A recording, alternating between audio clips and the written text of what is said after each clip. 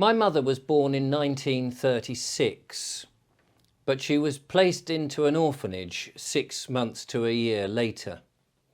And she only knew her childhood in an orphanage. The orphanage was run by nuns in somewhere north of Birmingham, I understand, somewhere in the Midlands. She did tell me the name of it, and I did track it down once, but I can't at the moment remember where it is or indeed its name. But it was a brutal existence, she said. The nuns were very strict. So strict they wouldn't put up with any nonsense. I don't think the nuns back in the 1930s really understood children, for not only if the kids were outspoken or naughty, they would be beaten or have their fingers, the knuckles rapped by a stick. The terror, apparently, which happened to my mother several times, was to be locked in the boiler room of the orphanage overnight in the dark. And she said that was really frightening. And I can imagine it was to a child growing up. However, it wasn't all doom and gloom. There were, of course, friends to play with, and also volunteers would come from the local community. I suppose we would have social services now, but these were just volunteers who would come in and take the children out to the local park, possibly to the cinema, or mostly, as my mum said, to a cafe and buy them a piece of cake. And occasionally these same volunteers would buy them the odd item. I mean, people didn't have a lot of money. Donations mostly came in, so new clothes and shoes. You know, my mum was just used to second-hand stuff. But on occasion, a volunteer might buy them a new jumper or something. It was so rare to have personal belongings.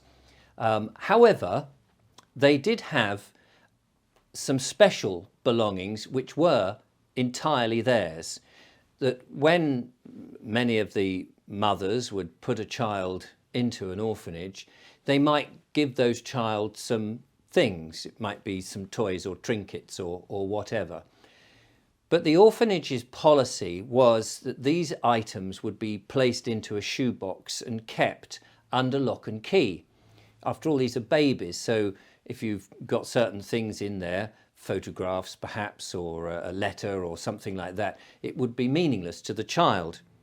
So my mother didn't know about this box till much later on, and of course she would learn so much from the peers who were there, who were at all different ages, and she would understand that there were these shoeboxes being kept with various items in it. One of the volunteers that she remembers particularly was a kindly lady, she says, called Mrs. Longlands. And every now and again, this woman would turn up and one of the nuns would get her and say, "Jean, your Mrs. Longlands is here to take you out." And this would be a treat, you know, so she'd go off to the park or to the cafe.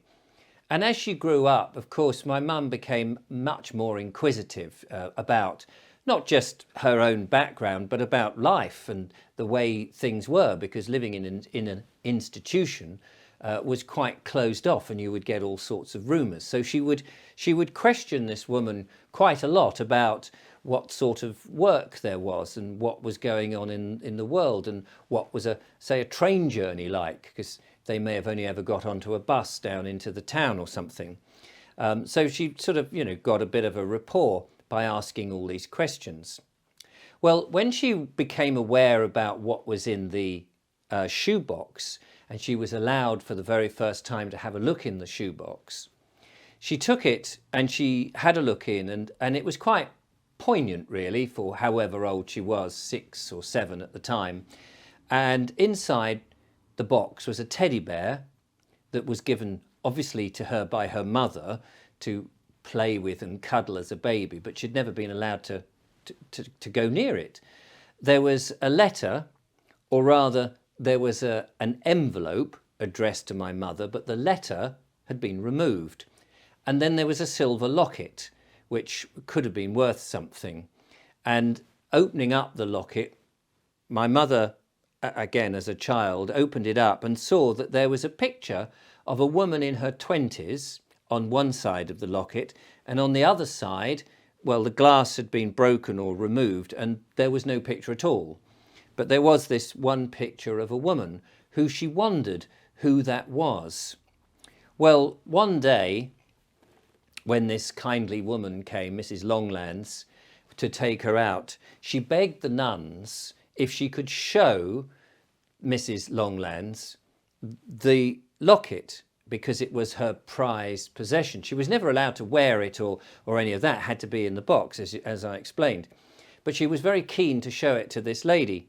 Well, she probably wouldn't been allowed to leave the orphanage at this time, so they sat in the garden probably. Anyway, she showed her this locket, was allowed to do that. And in doing so, she said to her, "Who is this woman? Who do you think? Is that my mother?" And Mrs. Longlands apparently looked at the woman and said, "No, I don't think so. Although she's a woman in her 20s and she looks very young and what have you, what she's wearing is not what we wear today. It's out of date. It's old-fashioned. Probably 20, 25 years ago, people were wearing that. And that which would have made it, I suppose, about 1914, the beginning of the First World War, somewhere around there. So I think," she said, "this is probably your grandmother." And my mum said, "Well, she doesn't look anything like me, that surely there would be a family resemblance." And she said, "No, your eyes are very similar and your lips are pretty similar. So I think there is a family resemblance there." So then my mum said, "Well, who would have been, if there was a picture in the other side, who would that be? Would that have been my grandfather?" And Mrs. Longlands had said, well, it could have been, or it could have been a picture of your mother, only for whatever reason it got broken and the picture has got lost. So that was sort of that, really. That was all she could glean. But it was a very precious thing, this locket, even though she saw it rarely and it had to remain in the shoebox.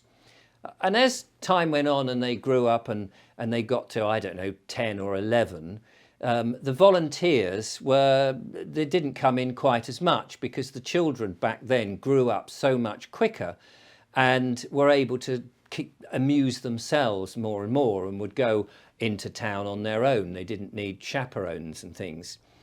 And so she didn't really need to worry about all of this. And of course, by the time she got to 15, 16, she was thinking about a job, couldn't wait to leave the orphanage. And she got a job, like most of them did, and some accommodation. And when she left, she was given the shoebox. And I mean, it's amazing, really, to think that kids were just sort of thrown out of an orphanage back then, but that's pretty much what happened. And my mum told me, and I remember this very distinctly, she said once she was given the shoebox, the thing that she wanted more than anything to do was to go to this particular cafe that she'd gone to with the kindly woman, and have a look inside the shoebox there, being all grown up, buying a cake and buying a cup of tea, which she did. And of course she opened the box and there was the teddy bear, and it was all the more poignant, I suppose, being free from the institution, that there was something her mother had given her. And there also was the locket. But more importantly, there was the envelope that now had the original letter returned. And of course, I can't remember exactly what my mother said that she had read in the letter, and she's doing that from memory as well. But effectively, the letter was from her mother that had been written on the day that she'd been placed in as a baby into the orphanage, which said something along the lines of, "Dear Jean, I hope you will forgive me for what I've done. An unmarried woman having a baby in these times is seriously frowned on. It's not the done thing. To bring you up at home was impossible, and the only course of action I had was to place you in the orphanage. I do love you very much and I miss you every day, and I hope that you will forgive me. Your ever-loving Mum." And apparently there was some kisses. But to my mother, reading that, it was actually meant nothing. It was fairly meaningless. The mum character was was like a character in a book. It was just somebody she knew you had, but she'd never met and had no connection to. The only person she had a connection to was the picture of her grandmother, whom also she'd never met and had no clue who or where she was. And she said she felt pretty emotionless at that stage, but so picked up the locket and opened the locket to peer at her grandmother to try and find some connection. And to her amazement, she found that not only was the picture of her grandmother there, but on the other side of the locket, the glass had been replaced. And not only that, a picture had been put back, a picture of another young woman, clearly her real mother. And my mum said she looked at that absolutely astounded, because she looked at the face of Mrs. Longlands, the kindly woman who had been visiting her and taking her out. And then my mum said a remarkable thing. She said, I could never forgive that woman. All the time that she came and took me out to cafes, to the cinema, to the park, not once did she tell me who she really was. And she never did look for her mother after that. And that's such a shame, really.